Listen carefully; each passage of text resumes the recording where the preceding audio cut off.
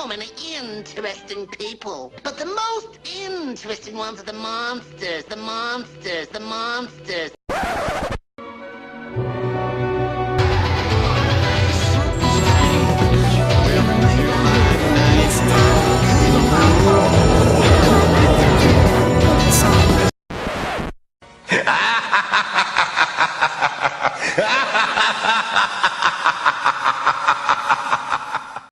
Greetings, Halloweenies, and welcome to Unrepentant Geeking Presents A Monstrous October Returns, where a fiend can be a fiend. I am your host with the most, Shaun, and yes, it is that time of year again. It is the best month of the year, leading up to the best holiday of the year, and I, as always, am completely diving in to the October/Halloween fun.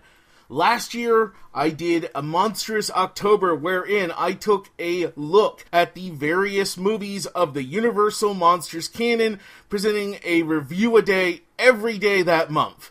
It was quite a bit of work, but it was also completely worth it, a lot of fun, even when I had to sit through some of the crappier films in that particular franchise. And while I definitely enjoyed getting to revisit some of my favorite monster films, I have to admit, there is a lot more out there in the world of monsters than just Dracula, Frankenstein, the Wolfman, and so on.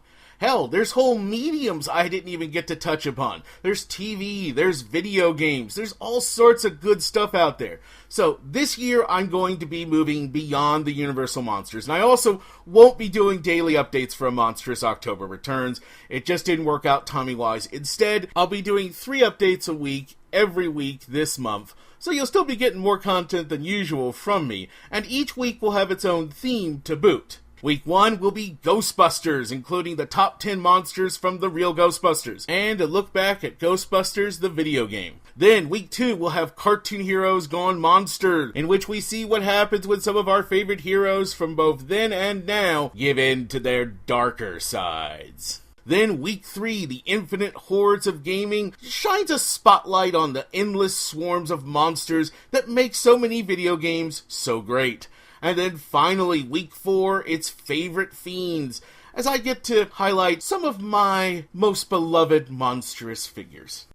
So, that is the plan, but before we move on to New Horizons, I thought it was only right to start things out with one last trip into the world of the Universal Monsters, even if it's an unofficial one. And so, with that in mind, we will be taking a look at 2 movies, one of which just hit theaters last week.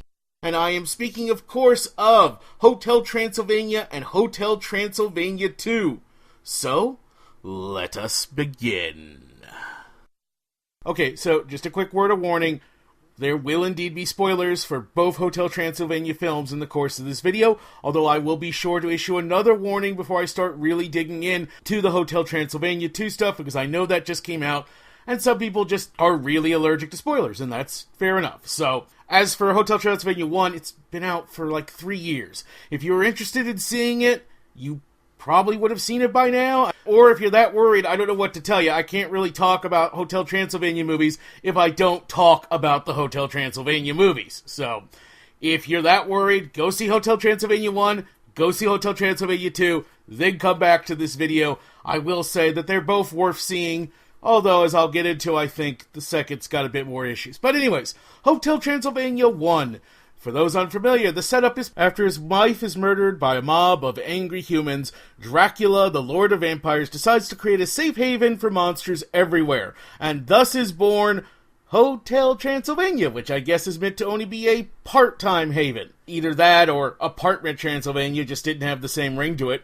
Regardless, 118 years later, Dracula's precocious daughter, is there any other kind in an animated film, wants to go out into the world, but her father isn't really up on that because, of course, after your wife gets murdered, you tend to be overprotective of the survivors. Unfortunately, a young 18-year-old slacker human backpacking across Europe by the name of Jonathan shows up at the hotel, the first human to ever do so. He and Dracula's daughter, who's named Mavis, fall in love at first sight, which is such a thing, it's a major plot point in this film. It's called the Zing. The idea is when two people who are destined to be true loves see each other for the first time, they zing. And you only zing once in your entire life. And this is a really creepy and kind of upsetting plot point if you think too much about it, because, for example, Dracula's wife was his zing. So that's why Dracula's still single, and I guess he's going to be single till the end of time, because he is basically immortal, right? It's aging and vampires. It's a little... one of those things you just kind of have to not think too much about. I guess I shouldn't think too much about the zing either, but that was something back when I saw the movie for the first time that really kind of got to me. The only reason this thing, the whole zing thing exists, is just to set up the argument plotline and force Dracula to go get Jonathan back later in the film. Because yes, basically, Jonathan has to pretend to be human. He and Dracula bond even as he and Mavis fall in love, but eventually he's revealed to be a human, and he decides he's got to leave, and he pretends that he hates Mavis, and he goes off to return home, and Dracula, after trying to get rid of Jonathan the whole movie, realizes, oh crap, I screwed up, I regret all my recent decisions, and so he and his gang of monster friends have to head out into the wilds and get Jonathan back, because if he does it, Mavis will never know love because, well, they're zings. So you see, they did that to force Dracula to have to go after him, but like I said, the implications of the zing are kind of... ugh. It may sound like I'm down on Hotel Transylvania, and really I'm not. I actually rather enjoyed the original film. I'd give it probably a 7, maybe even 8 out of 10 if I had to score it. And you have to understand, this was a movie that was in production for over a decade, went through 5 different directors before it finally settled on one, and more scripts than I could probably care to count. So the fact that this thing turned out to be coherent and actually entertaining at all is something of a miracle, especially since that last director basically had something like, I think, 8 months to finish up the movie. And as for the aforementioned director, that's none other than Genndy Tartakovsky, a name that should hopefully be familiar to almost anyone, considering he's helped create some of the most seminal animated works of the last few, I don't know, decades. He was the creator of Dexter's Laboratory, Samurai Jack. He did the initial Star Wars, Clone Wars animated series, the ones done traditional animation. He was the co-creator of Symbiotic Titan, still gone too soon, never forget. So, he, in other words, is somebody who has a hell of a lot of experience in the realm of animation, and boy does it show, because Hotel Transylvania is just a gorgeous film to look at. It has this unique style to it that at times recalls traditional 2D animation. There's squash and stretch, and a fluidity that just isn't common in 3D animation, and it gives the film a unique look all its own. It really does stand out from the crowd of CGI animated films. And this is not to knock against things like Pixar, which I obviously love, but I really do appreciate seeing somebody else try and bring a different approach to CGI animation. So, yes, I think the animation is one of the big reasons Hotel Transylvania works.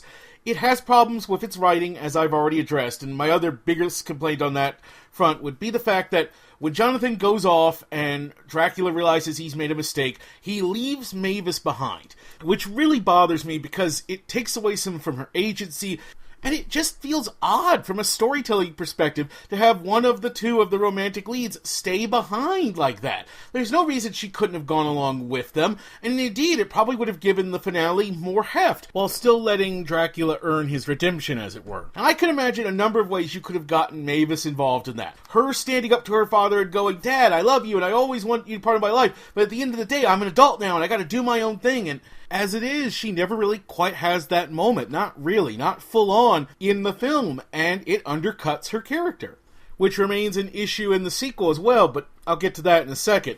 Still, despite that complaint, I did enjoy Hotel Transylvania, and I'd be remiss if I didn't comment at least briefly on the cast, which, while largely consisting of the usual Sandler stalwarts, such as Kevin James, Steve Buscemi, David Spade, under the direction of a director who actually knows what they're doing and gives a damn, everybody puts in a proper performance. Nobody just phones it in, least of all Sandler. He is very good in Hotel Transylvania. Oh, he is doing some of his usual shtick, but it's balanced out, and he actually gets some legitimate moments of drama that he carries ably, and he is funny. And overall, the characters of Hotel Transylvania are properly endearing and likable.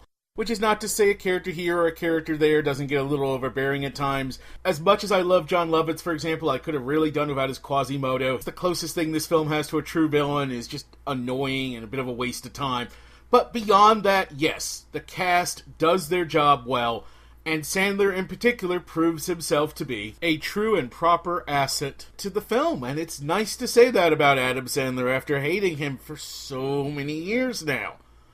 So, yes, I strongly recommend you check out Hotel Transylvania if you've never seen it. It is a perfect little Halloween treat. It's not one of the great works of animation, but it is enjoyable, and I'm not surprised it spawned a sequel.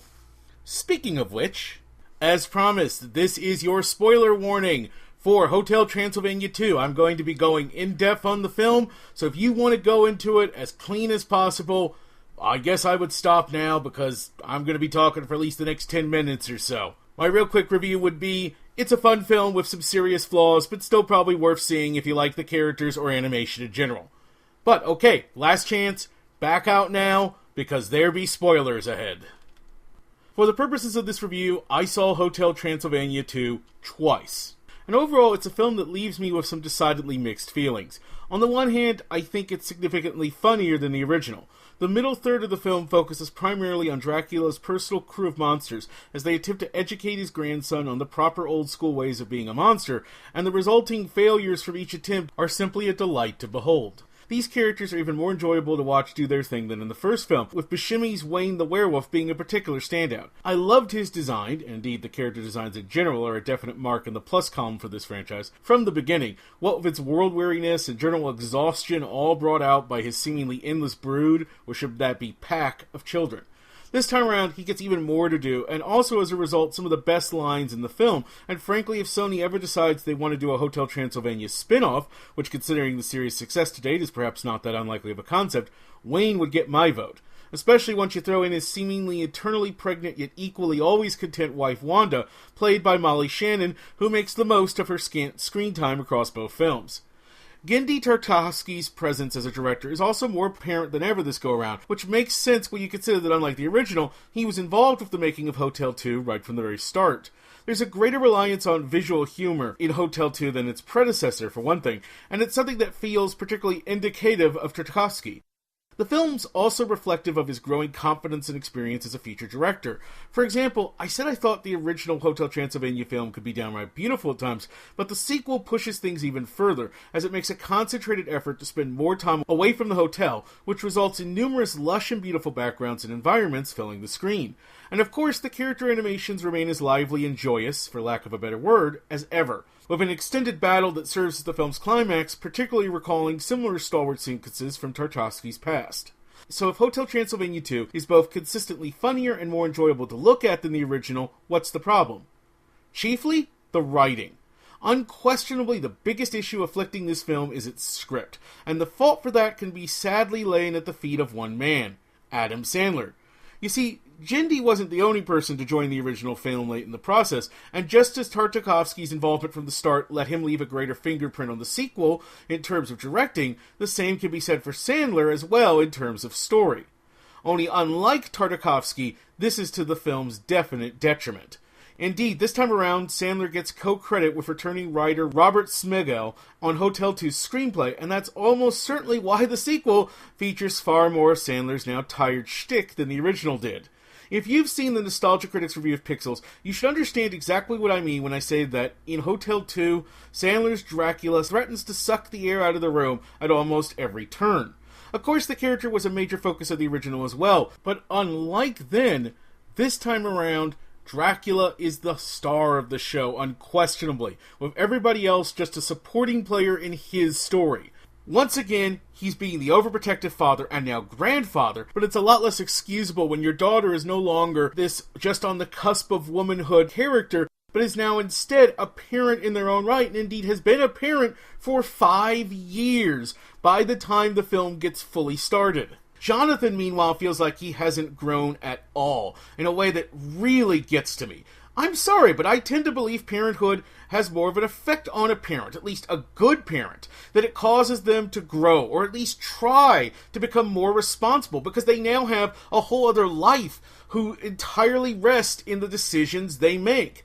None of that is reflected in Jonathan's behavior, and indeed, he gets so little screen time this time around, it's maybe not that surprising. Instead, it's all about what Dracula wants. It's all about his desires, and in the end, unlike the original, he gets what he wants without really having to earn it. He acts terribly throughout the film, betraying Mavis's trust and putting his grandson in constant danger, and basically all he has to do is say one little quick speech and all is forgiven. It's frustrating and annoying in that exact way that so many Adam Sandler films are these days, and it just drove me nuts. The other big problem is that Hotel Transylvania 2 is essentially two films, one an hour long and one a half hour, shoved together awkwardly. The first hour is Dracula and crew, as I already said, attempting to cause the grandson to gain his vampire fangs. Because if he doesn't do so by his 5th birthday, he'll end up being a human forever. So far, so good. All this goes on for about an hour, at which point Mavis finds out what Dracula's been doing, and she comes back from visiting Jonathan's parents in California, and decides that, no, this is it, this is the final straw, her son is going to be a human, there's nothing they can do about it, and they need to move away from the hotel for his safety. She says they'll have one final birthday party there, and then they're leaving. And then, suddenly, the film shifts. Basically, we bring in a character by the name of Vlad, voiced by the great Mel Brooks. And don't get me wrong, I love Brooks, but he has maybe all of 10 to 12 lines of dialogue total in the entire film, which is a real problem since the film tries to build its entire emotional climax around him. Up until this point, the film's been fairly farcical, but now it wants us to take it seriously, and well, it turns out Vlad is Dracula's own father, and he's supposed to be this strict authoritarian who absolutely hates humans, and they're terrified he's going to kill Jonathan's parents who are also there and his family, and it's just, he supposedly would never accept Mavis marrying a human and having a half-human child, and they go on and on about how dangerous he is at various points in the film, and then when he shows up, he gets a few lines of dialogue. He doesn't come off as dangerous at all. Instead, he comes off as an old Jewish comic, which makes sense because he's being voiced by an old Jewish comic. And then, after he does one thing which kind of scares the grandson and gets Dracula to stand up and give him a speech, that's apparently enough to change Vlad's entire tens of thousands of years of beliefs and just abandon it all and accept humans because, hey, we've got to end this thing. And who's got time for proper character development? And like I said, Vlad doesn't even appear on screen until the last 20 minutes of the film. He has maybe 15 minutes screen time. If even that much. If they wanted Vlad to play such an important role in the climax of the film, then they needed to use him more. They needed to properly set him up, properly introduce him, and give him a bit of time. They needed to basically earn it. And they don't. And despite the animators giving it their all, there's only so much they can do with a script this weak. I mentioned the big closing fight that serves as the climax to the film. And yeah, while it's enjoyable to look at, it's all empty calories. It comes about because Vlad's servant, who's part of a group of more bat-like vampires who serve him, decide that they can absolutely not tolerate humans. They're going to destroy the hotel, and they begin by kidnapping the grandson who's run away, and yeah. It's all kind of pointless because they get even less screen time and development than Vlad, if you can believe it. And they're not threatening characters at all. There is a way to give these characters scant screen time that at least still make them feel like a real threat. But Hotel Transylvania doesn't. It plays them as a joke, and largely the big fight is a joke. Which would be fine, except the film seemingly wants us to see these characters as both a joke and as a legitimate threat, and they want us to feel the danger while also never actually feeling like they're in danger. It's just so confused tonally. It's hard to know what they're really going for, and then the slapstick starts and it all just kind of goes from there. It all feels kind of forced and rote. It's a shame because up until the conclusion, while I had my problems with the film, again, centering largely around Mavis, who, even before all this, gets infantilized way too much, and often treated like the bad guy by both her husband and her father for simply wanting to look after her son. It's just, she's even worse served in this film than the original, if you can believe it. But I could put up with that because I was still laughing a lot, and I was enjoying the animation, but the film just grinds to a complete halt and goes off the rails. It feels like this film got a lot of rewrites, and at once upon a time, there was a much bigger role for Vlad. Honestly, they would have been best served by just leaving the character out of the movie entirely. It's just strange to see such a major character introduced so late into a film, and I just don't know what they were thinking. And while the performances in general are still very good, Sandler lets more of his annoying shtick creep into his performance. Dracula feels more like, well, a standard Adam Sandler character, and that's a bad thing. And yet, I didn't hate Hotel Transylvania 2. Not even close. It's not a bad film, it's just a flawed one. More so than the original, but both were flawed films. And I can still recommend that families or people who love these monsters, love these characters, go see it. I don't think you'll have too bad of a time. I can't imagine parents being too driven out of their mind. I mean, I've seen a lot of animated films in my day, and this film doesn't come even close to the worst. Not even remotely. It's still above average. If I would give the original a 7, maybe an 8, I'd give the sequel a 6, maybe a 7. And I'll tell you, one way I judge the success of a film like this is if I'm in a full auditorium when I see it, and I was both times. If I look around or if I listen and I could hear the kids in the audience just being restless and bored and not paying attention and talking and things like that, that's how I know the movie isn't working. And to Hotel Transylvania 2's credit, both times I saw it, quiet, outside of laughter and stuff, but no extraneous noise from kids, no lots of moving around, no lots of talking to mommy and daddy. The kids were very clearly caught up in it. And just from my observation, it looked like the parents were fairly enjoying it as well. So, in that terms, it works. While not without their flaws, Hotel Transylvania and its sequel are helping to keep the memory of some of the greatest monsters in all fiction alive and well in the hearts and minds of whole new generations of moviegoers. For that alone, I'm grateful they exist, and I think they will remain Halloween favorites for many years to come. And, in the meantime, I can't wait to see what animated wonders Jindy Tarkovsky has in store for us next. And that's going to do it for the first episode of A Monstrous October Returns. We made it, people! But like I said at the start, there's a lot more fun to come. Hopefully you will join me. And you can find this every Monday, Wednesday, and Friday. New episodes of A Monstrous October Returns at channelawesome.com. You can also find it over at unrepentantgeeking.com, which is also the home to my podcast, Ramblings, and where I'll also be posting throughout the month some non-Monstrous October videos. Those won't be going up on Channel Awesome, though, just because I'm doing so much already with A Monstrous October Returns. So if you want to keep up, you need to head over to unrepentantgeeking.com or Storyteller SJK on YouTube. Go ahead and subscribe to both of those. Those will keep you up to date. Also, if you feel like it, please check out my Patreon at patreon.com/unrepentantgeeking. Just throw a couple dollars my way if you can. Whatever support you can offer will be greatly appreciated and help me keep the show going. Okay, so that's going to do it. Until next time, for Channel Awesome and Unrepentant Geeking, I'm Shaun Cronenfeld, wishing you all a happy Halloween.